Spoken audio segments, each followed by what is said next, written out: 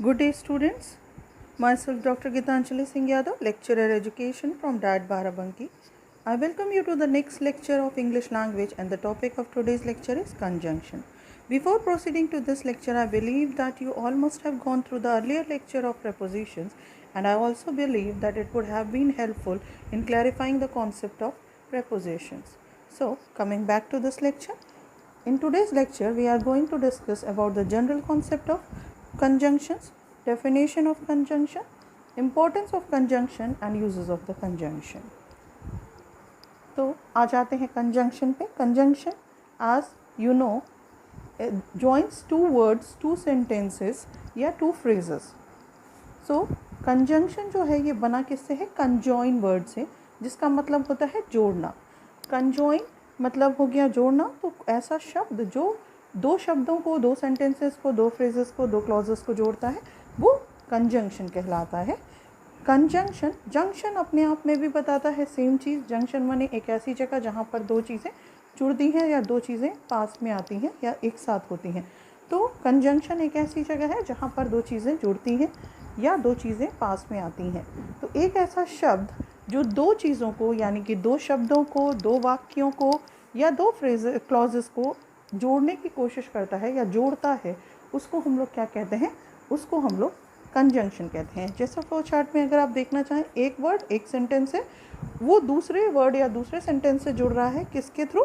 एक कंजंक्शन के through. Conjunction एक शब्द भी हो सकता है, एक फ्रेज भी हो सकता है.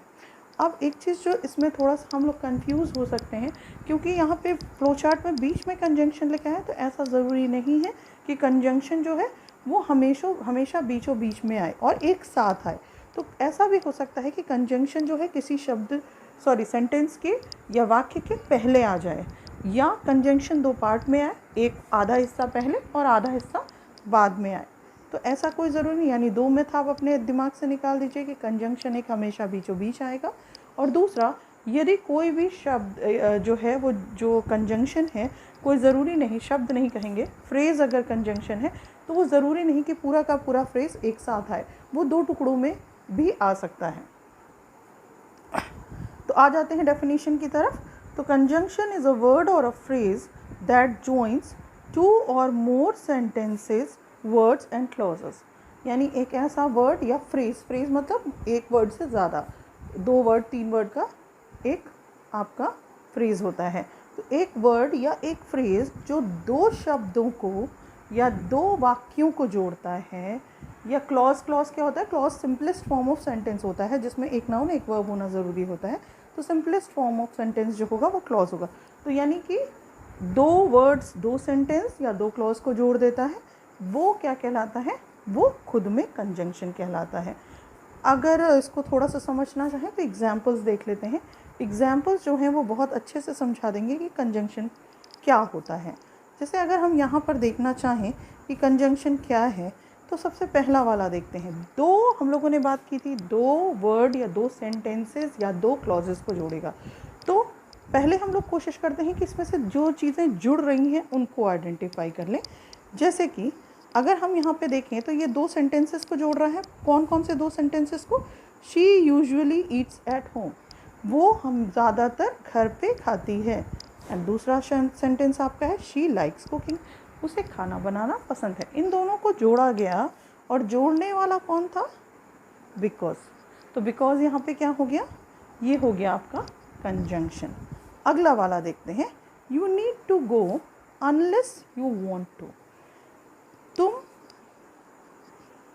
तुम्हें जाना चाहिए, अनलेस जब तक कि तुम जाना चाहो. तो अब अच्छा, यहाँ पे यू देखें आप, तो यू नीड टू गो, तुम्हें जाना चाहिए. यू वॉन्ट टू, अच्छा गो हट गया है. जब कभी कभी कंजंक्शन में क्या होता है, दो सेंटेंसेस को जोड़ते हैं तो कुछ शब्द जो होते हैं उनकी ज़रूरत नहीं होती, तो उन्हें हटा दिया जाता है. जैसे कि यहाँ पे हम समझ रहे हैं कि यू वॉन्ट क्या करना, पहले ही हम लोग कह चुके हैं कि जाना. तो जाना का गो जो है ये यहाँ से हटा दिया गया है. तो अब यानी दो सेंटेंसेस कौन से हैं? You need to go, you want to go, ये दो सेंटेंसेस हैं. और इनको जोड़ा किसने? इसको जोड़ा अनलेस ने. और यदि अनलेस ने जोड़ दिया तो अनलेस क्या हो गया? अनलेस हो गया यहाँ पर कंजंक्शंस. अगला एग्जाम्पल देखते हैं. ही is very funny but his brother is not. दो सेंटेंसेस ढूंढने हैं। ही इज़ वेरी फनी, वो बहुत मजाकिया है। हिज ब्रदर इज़ नॉट, फिर वही बात कि हमने कहा था ना कि जब सब दो वाक्य जुड़ते हैं तो कभी कभी कुछ शब्द हटा दिए जाते हैं जो अपने आप में अंडरस्टूड होते हैं। जैसे हिज ब्रदर इज़ नॉट, उसका भाई क्या नहीं है, नॉट फनी, तो यहाँ पे फनी हटा दिया है। तो अब दो सेंटेंसेस क्या हो गए, ही इज़ वेरी फनी और his brother is not funny. इन दोनों को जोड़ा गया तो पहले हम लोगों ने इसके बीच में क्या लगा दिया, कंजंक्शन क्या हो गया, यहाँ पर कंजंक्शन हो गया बट, और जब जोड़ा तो इसमें से फनी हटा दिया। अगला आ जाते हैं, While I was playing with the children, he came in the park. अब दो सेंटेंसेस पहले ढूंढना है। I was playing with the children, मैं बच्चों के साथ खेल रहा था। अब दूसरा हो जाएगा he came in the park, वो पार्क के अंदर आया। अब while जो है इसने इन दोनों को जोड़ दिया।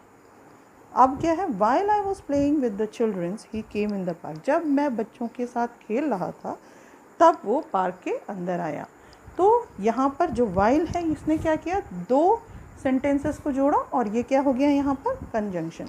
अगले वाले पे आते हैं, because she was late she could not apply for the job. दो सेंटेंसेस ढूंढने हैं। शी वॉज लेट पहला हो गया आपका, ठीक है। उसके बाद अगला हो जाता है she could not apply for the job, वो लेट हो गई और वो जॉब के लिए अप्लाई नहीं कर पाई। इन दोनों को जोड़ा हमने किसकी वजह से, अरे किस सेंटेंस शब्द से, बिकॉज से। तो बिकॉज ने इन दोनों सेंटेंसेस को जोड़ा, इसलिए इस वाले में बिकॉज कंजंक्शन हो गया। क्योंकि वो लेट हो गई थी इसलिए वो जॉब के लिए अप्लाई नहीं कर पाई, ठीक है। तो ये यहाँ पे बिकॉज जो है आपका कंजंक्शन का काम कर रहा है। अगला आ जाते हैं, she loves cake and ice cream. उसे क्या पसंद है, वो क्या किसको पसंद करती है, शी लव्स केक, उसे केक पसंद है और प्लस उसको और क्या पसंद है, उसे आइसक्रीम पसंद है। तो यहाँ पर दो सेंटेंसेस अगर देखना चाहें तो फिर वही वाली बात कि जब कंजंक्शन कभी कभी क्या होता है, जब जोड़े जाते हैं तो कुछ शब्द हटा लिए जाते हैं जिनकी आवश्यकता नहीं होती। जैसे यहाँ पे यदि हम देखने की कोशिश करें तो हम देखेंगे शी लव्स केक पहला सेंटेंस हो जाएगा और दूसरा वाला जो है she loves ice cream, she loves हटा दिया गया है दूसरे वाले सेंटेंस से और सीधे सीधे आइसक्रीम रख दिया गया। क्यों, क्योंकि वो बार बार एक ही चीज़ कह रहा है, she loves cake, she loves ice cream. तो शी लव्स कॉमन है, कॉमन वाले चीज़ को हटा दिया गया और ये आ गया आपका। तो यानी कि यहाँ पर कंजंक्शन क्या है, यहाँ पे कंजंक्शन है and, she loves cake and she loves ice cream. अगर ऐसे कहते हैं तो भी सही है बट इसको थोड़ा शॉर्ट कर देंगे तो आपको थोड़ा ज़्यादा सही लगेगा, she loves cake and ice cream, मतलब दोनों का एक ही निकल रहा है। अगला आ जाते हैं, डू यू लाइक कॉफ़ी और टी। यहाँ पर भी दो सेंटेंसेस हैं और जो चीज़ कॉमन थी उसको हटा दिया गया। जैसे पहला सेंटेंस क्या है, डू यू लाइक कॉफ़ी, पहला सेंटेंस। दूसरा भी जो हो जाएगा, डू यू लाइक टी। अब डू यू लाइक कॉमन है इसलिए डू यू लाइक हटा दिया गया। तो दोनों में से क्या पसंद है तुमको, तुमको क्या पसंद है, तुमको चाय पसंद है या तुमको कॉफ़ी पसंद है। तो ये भी वही बात कह रही है, अगर हम इसको दो बार कहें, तुमको चाय पसंद है, तुमको कॉफ़ी पसंद है, तो अब इसको दोनों मिला दिया तो ये तुमको चाय पसंद है या तुमको कॉफ़ी पसंद है, ठीक है ना। तो ये आपका कंजंक्शन है और यहाँ पर और जो है ये जोड़ रहा है दोनों को। तो मेरे ख्याल से इतने में आपको अभी इतना समझ में आ गया होगा कि कंजंक्शंस का काम क्या होता है। तो कंजंक्शंस क्या हैं, जो ऐसे वर्ड्स या फ्रेजेस जो किसी भी दो वर्ड को जोड़े या दो सेंटेंसेस को जोड़ें। फिर से एक बार देख लेते हैं, she usually eats at home because, यहाँ पे कंजंक्शन हो गया because. You need to go unless you want to, यहाँ पे कंजंक्शन है unless. He is very funny but his brother is not, conjunction है but. while I was playing with the children, he came in the park, conjunction क्या है while। because she was late she could not apply for the job, because conjunction. she loved the cake and ice cream, conjunction हो गया and। do you like coffee और tea, conjunction हो गया और। मेरे ख्याल से चीज़ें थोड़ी सी क्लियर हो गई होंगी कि इनका मतलब क्या हो जाता है। चलिए अब आगे बढ़ते हैं हम लोग। इम्पोर्टेंस ऑफ कंजंक्शन, कंजंक्शन का इम्पोर्टेंस क्या है। अब अगर देखना चाहिए तो कंजंक्शन जब भी किसी शब्द में और जिस वाक्य में आता है तो वो क्या करता है, क्या क्या काम करता है, या क्या उसके आने से क्या फ़ायदे होते हैं, क्या उसका उपयोग होता है। तो यदि आप देखना चाहें तो यहाँ पे हम आराम से देख सकते हैं, जब हम कंजंक्शन के थ्रू किसी दो सेंटेंस को जोड़ते हैं और उनको बोलते हैं, तो एक तो जो सेंटेंस है वो एक नेचुरल फ्लो में हम बोलते जाते हैं, उसमें कहीं भी रोक टोक नहीं रहती, रुकता नहीं है, फुल स्टॉप्स नहीं आते, ऐसी चीज़ें नहीं आती कि उसको आपको रोकना पड़े, तो वो एक नेचुरल फ्लो में आपका सेंटेंस चलता रहता है। दूसरी चीज़, थोड़ा सा राइमिंग हो जाता है, सुनने में अच्छा लगता है वो सेंटेंस, एक फ्लो में रहेगा और सुनने में थोड़ा सा अच्छा लगेगा। दूसरा आ जाते हैं कि एक तो ये वाली चीज़ थी जो उसके एस्थेटिक गुण से जुड़ी थी, जो उसके सौंदर्य वाली चीज़ों से जुड़ी थी। अब दूसरा जो उसका इम्पोर्टेंस है वो ये है कि एक तो जब आप कंजंक्शंस के थ्रू चीज़ों को बोलने की कोशिश करते हैं तो वो जो है थोड़े सेंसिबल हो जाते हैं और कॉम्प्रहेंसिव छोटे हो जाते हैं। ये पुराने वाले एग्जाम्पल्स को यदि आप देखेंगे तो आप यहाँ देख पाएंगे। सेंसिबल इसलिए कहते हैं कि उनका मतलब आसानी से समझ में आता है। जैसे अगर आखिरी वाले एग्जाम्पल को देखिए, डू यू लाइक कॉफ़ी और टी। अब हम दो प्रश्न पूछें, do you like coffee, do you like T, और इससे ज़्यादा सेंसिबल ये नहीं लग रहा है डू यू लाइक कॉफ़ी और टी, मतलब आपको क्या पसंद है, कॉफ़ी या चाय, तो ये ज़्यादा सेंसिबल लगता है। दो बार आप प्रश्न नहीं पूछ रहे, तो एक तो सेंसिबल हो गया, दूसरा दो बार प्रश्न नहीं पूछने पड़ रहे, नेचुरल फ्लो में है, एक ही फ्लो में आपने दोनों प्रश्न पूछ लिए, सुनने में भी अच्छा लग रहा है, और उसके साथ साथ जो ये है छोटा भी हो गया। यदि आप दो बार लिखेंगे तो do you like coffee, do you like T, तो वो लंबा हो जाएगा, तो ये होता है। कॉम्प्रहेंसिव होना हमेशा ज़रूरी नहीं है कि कॉम्प्रहेंसिव ही हो, बट मोस्टली ऐसा ही होता है। अब अगर देखना चाहें तो एक और एग्जांपल लेते हैं, थोड़ा सा और क्लियर होगा। आई वोक अप लेट, मैं देर से जगा। I was late to the school, मैं स्कूल के लिए लेट हो गया। My teacher asked me why I was late. ठीक है ना।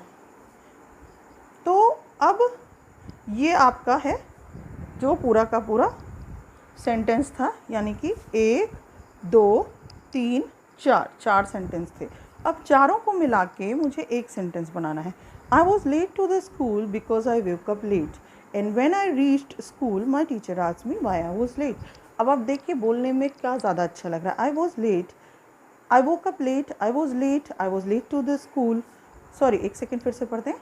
आई woke up late, I was late to the school, I reached school, my teacher asked me why I was late. ये एक हो गया। अब दूसरा वाला पढ़ते हैं, देखिए अपने आप आपको समझ में आएगा। I was late to the school because I woke up late, when I reached school my teacher asked me why I was late. अब आप देखिए सारी चीज़ें आपको समझ में आ जाएगी। नेचुरल फ्लो भी है, रिदमिक भी लग रहा है, सेंसिबल भी हो जाता है, और साथ में कॉम्प्रहेंसिव भी हो जाता है।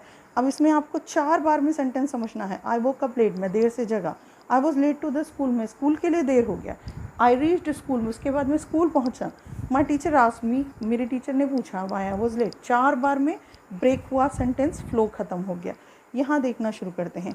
I was late to the school because I woke up late, मैं स्कूल के लिए लेट हो गया क्योंकि मैं देर से जगा। And when I reached school, और जब मैं स्कूल पहुंचा, my teacher asked me why I was late, मेरी टीचर ने पूछा कि मैं लेट क्यों हूँ। यहाँ देखेंगे तो सेंटेंस जो है कॉम्प्रहेंसिव, जो हम लोगों ने कहा था कि कोई ज़रूरी नहीं कि हर बार ये चारों चीज़ें आ जाएं। सेंटेंस नेचुरल फ्लो में है, राइम्स में है, सेंसिबल है, बट कॉम्प्रहेंसिव नहीं है, तो कोई ज़रूरी नहीं कि हर बार जो सेंटेंस है वो कॉम्प्रहेंसिव ही हो जाए। अगला एग्जाम्पल देख लेते हैं। I went to the store, मैं स्टोर गया। दे डिडेंट हैव एप्पल, उनके पास सेब नहीं थे। They also didn't have mango, उनके पास आम भी नहीं थे। 3 सेंटेंस थे ये। अब इनको एक में जोड़ना है।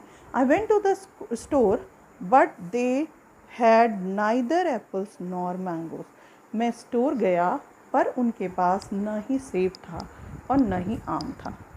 तो अब आपको सारी चीज़ें समझ में आ रही होंगी। इसमें आपके सारी चीज़ें हो रही हैं। देखिए नेचुरल फ्लो भी है, राइमिंग सा भी हो रहा है, आपको सुनने में अच्छा लग रहा होगा, और सेंसिबल भी हो जा रहा है, और साथ में। चलिए अब बढ़ते हैं कंजंक्शंस के यूज़ के ऊपर। तो कंजंक्शंस का यूज़ जो है ये डिपेंड करता है कि जो दो शब्द जोड़े जा रहे हैं इन दोनों में रिलेशन कैसा है। जैसे अगर दोनों चीज़ें एक ही चीज़ को डिस्क्राइब कर रहे हैं, जैसे अभी हम लोगों ने पिछले एक एग्जांपल में देखा था, she likes cake and ice cream, मतलब शी लाइक्स केक और शी लाइक्स आइसक्रीम को जोड़ रहे हैं हम, तो हम एंड लगा दे रहे हैं क्योंकि दोनों चीज़ें एक ही चीज़ की बात कर रही हैं, उसकी लाइकिंग की बात कर रही हैं। इसी तरह अगर हम चॉइस की बात करते हैं, मतलब आपके पास चॉइस है कि either you can use red और ब्लू, तो अब आपके पास चॉइस है कि रेड यूज़ करना है या ब्लू, तो अब यहाँ क्या होगा और, तो कहीं चॉइस अगर पूछा जाएगा तो और आ जाएगा। तो इसका मतलब है कि जो दो सेंटेंसेस जो जुड़ रहे हैं आपस में, वो क्या कहना चाह रहे हैं या उनका अर्थ क्या निकलना है, उसके आधार पर हम कंजंक्शंस को यूज़ करते हैं। आते हैं कुछ देख लेते हैं कुछ यूजेस कंजंक्शंस के। अच्छा, एक चीज़ और, उससे पहले आगे बढ़ने से पहले आपने देखा होगा यहाँ पे रेड कलर में लिखा है, क्यों लिखा है? ये फैन बॉयज़ एक शॉर्ट टर्म यूज़ किया जाता है जितने कोऑर्डिनेटिंग कंजंक्शंस हैं, जैसे F से फॉर, A से एंड, N से नॉर, B से बट, O से और, Y से येट एंड S से सो। तो ये 7 जो होते हैं, ये 7 प्रकार के कोऑर्डिनेटिंग कंजंक्शंस होते हैं। आगे इसकी भी ज़रूरत पड़ेगी अगले लेक्चर में, तब तक अभी खाली यूजेस पे कंसंट्रेट करते हैं। फॉर तब यूज़ करते हैं जब किसी भी चीज़ का रीज़न दे रहे होते हैं। I have to find a new job for I am unemployed, मुझे एक नई नौकरी ढूंढनी है। क्यों ढूंढनी है? क्योंकि मैं अनएम्प्लॉयड है, रीज़न बता रहा है ना, तो ये हो जाएगा for. And in addition to, मतलब कुछ नया, कुछ उसी में नया ऐड कर रहे हैं। जैसे आई लाइक, अभी हम लोगों ने पीछे बात की, शी लाइक्स केक, उसे केक पसंद है, और क्या पसंद है? और आइसक्रीम। अब एडिशन किया गया कुछ नया उसी में, तो ये क्या हो गया? एंड। यहाँ पर आते हैं अगले पे, I went to the store but they didn't have apple nor mangoes. अच्छा, नॉर जब यूज़ कर रहे हैं तो एंड नॉट, मतलब एक चीज़ तो नहीं थी, इसके साथ ये भी नहीं था। तो जैसे वहाँ पर स्टोर गए तो स्टोर पे क्या था? एप्पल भी, एप्पल तो नहीं ही था, साथ में क्या नहीं था? मैंगोज़ भी नहीं थे। तो यहाँ पर लगाया इसलिए नॉर। बट आते हैं जब कोई भी अपोजिट आइडिया ज्वाइन किया जाए आपस में, जैसे I went to the store, मैं स्टोर क्या करने गया था? फ्रूट्स खरीदने, बट वहाँ पर हमें फ्रूट नहीं मिले, अपोजिट आइडिया हो गया, इसलिए इस्तेमाल किया गया यहाँ पर आपका बट। आते हैं और, जैसा हम लोग पिछली बात बता चुके हैं, आइदर मतलब हमारे पास चॉइस हो तब हम और लगाते हैं। डू यू लाइक कॉफ़ी और टी, अब उसके पास चॉइस है, कॉफ़ी पसंद है या चाय पसंद है, दो चॉइसेस दे रहा है उसको, इसलिए। अगला आते हैं यहाँ पर लगा, सॉरी, तो इसलिए यहाँ पे लगा और। अगला आ जाते हैं येट पे। येट जब किसी चीज़ के कॉन्ट्रास्ट की बात करें, एग्जैक्टली अपोजिट नहीं है बट कॉन्ट्रास्टिंग है, काफ़ी कुछ डिफरेंट है, अपोजिट की तरह ही है। तो Tom plays football well yet his favourite sport is cycling, जो वो अच्छा खेल रहा है, फेवरेट स्पोर्ट वो होना चाहिए, लेकिन ऑन द कॉन्ट्रास्ट उसका जो फेवरेट स्पोर्ट है वो साइकिलिंग है। तो यहाँ पर कंजंक्शन लगा येट, जिसका मतलब हुआ जो कॉन्ट्रास्ट शो कर रहा है। सो की बात करते हैं, टू शो द रिज़ल्ट, किसी भी चीज़ का रिज़ल्ट अगर बता रहा है कोई चीज़ तो सो लगाते हैं। जैसे she was sick so she couldn't attend the meeting, उसने, वो बीमार थी इसलिए उसने मीटिंग नहीं अटेंड करी या वो मीटिंग नहीं अटेंड कर पाई। तो यहाँ पर रिज़ल्ट, बीमार होने का रिज़ल्ट क्या निकला? कि वो मीटिंग नहीं अटेंड कर पाई। और देख लेते हैं थोड़े से, unlike, different from, different from, मतलब अगर कोई चीज़, जैसे जो लाइक मतलब एक जैसा, अनलाइक माने different. Jack is completely unlike his father, तो यहाँ पर जो जैक है वो अपने पापा से बिल्कुल अलग है, तो अनलाइक हिज फादर। अगला आते हैं बिसाइड्स। तो जब बिसाइड्स की बात करते हैं हम, तो बिसाइड मतलब इन एडिशन, इसके अलावा, इसके साथ। जैसे I can speak 3 languages beside Hindi, मैं 3 और लैंग्वेजेस बोल सकता हूँ हिंदी के अलावा, मतलब हिंदी तो बोल ही सकता हूँ, साथ में 3 लैंग्वेजेस और बोल सकता हूँ। बिकॉज जब वही रीज़न बताना हो, जैसे अभी हम लोगों ने पीछे सो सिंस यूज़, अच्छा सिंस अभी नहीं यूज़ किया है, सिंस आगे यूज़ करेंगे। She is good cook because she loves cooking, तो वो बहुत अच्छी कुक है क्योंकि उसे खाना बनाना पसंद है या वो पसंद करती है इस खाना बनाना, इसलिए वो एक अच्छी कुक है। आ जाते हैं इफ़ जब कोई कंडीशन लग रही हो कि ऐसा होगा तो ये, ठीक है। Let me know if you go to school, मुझे तब बताना जब तुम स्कूल जा रहे हो। कंडीशन लगी ना, मुझे कब बताना है, जब तुम स्कूल जाओगे। सिंस की बात करते हैं, अभी हम लोग बात कर रहे थे, जैसे सिंस भी उसी तरह जैसे हम लोगों ने अभी पीछे येट की बात करी, सो की बात करी थी, एग्जैक्टली सेम वे में सिंस यूज़ होता है। सिंस भी to show the result, since I see you I am better, मतलब मैंने जब से तुम्हें देखा उसके बाद से मैं अच्छा हूँ, मैं तुम्हें देखने से मैं अच्छा हो गया। तो यहाँ पे हमने इस्तेमाल किया सिंस। थोड़े से और देख लेते हैं। डिस्पाइट, डिस्पाइट मतलब कोई भी कॉन्ट्रास्ट जो शार्प कॉन्ट्रास्ट हो, मतलब अभी जैसे हम लोगों ने पीछे एक कॉन्ट्रास्ट वाला क्या यूज़ किया था, येट, येट में भी कॉन्ट्रास्ट आ रहा था, है ना।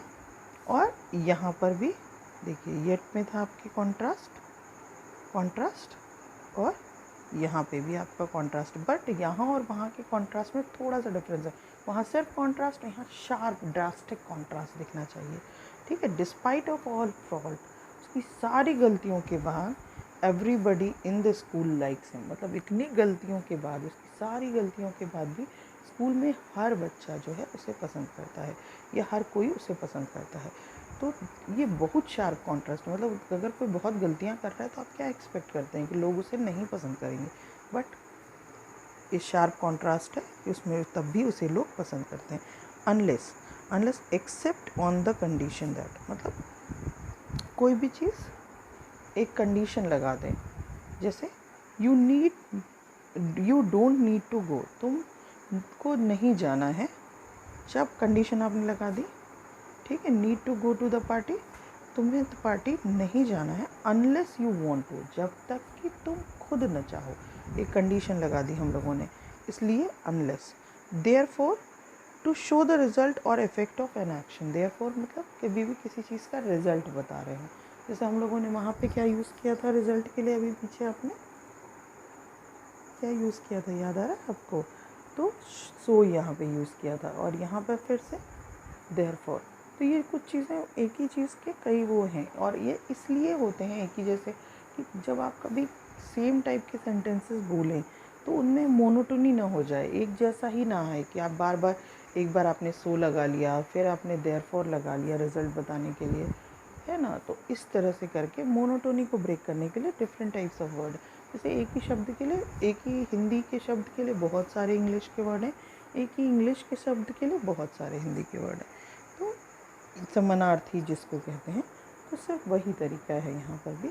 Therefore to show the result और effect of an action, she came first in the class, therefore she got admitted into a good college, मतलब उसे अच्छे स्कूल में एडमिशन क्यों मिल गया, क्योंकि वो क्लास में फर्स्ट आई थी। समझ में आ गया मेरे ख्याल से। तो यहाँ पे हो गया डिस्पाइट आपका कंजंक्शन, ठीक है। यहाँ हो गया अनलेस, यहाँ हो गया देयरफॉर। चलिए आगे बढ़ते हैं। अब मेरे ख्याल से आपको कंजंक्शन का जनरल कॉन्सेप्ट समझ में आ गया होगा, और कुछ जो कंजंक्शंस हैं वो कहाँ यूज़ किए जाएंगे ये भी समझ में आ गया होगा। एक सिंपल सा रिवीजन सा टास्क है, इन सारे जो आपको सेंटेंसेस आगे दिख रहे हैं इनमें आपको कंजंक्शंस ढूंढने हैं, और ढूंढने के बाद इसका जो आंसर है वो आप कमेंट वाले में सेक्शन में नीचे जाके देंगे। कैसे देंगे, जैसे अगर पहले में जो भी आपका कंजंक्शन है उसको ब्रैकेट में लिख दीजिए। अब मुझे ये लगता है कि आपको शायद कंजंक्शन का जनरल कॉन्सेप्ट समझ में आ गया होगा। तो आगे अगले वाले लेक्चर में हम लोग टाइप्स ऑफ कंजंक्शंस को देखेंगे। Thank you.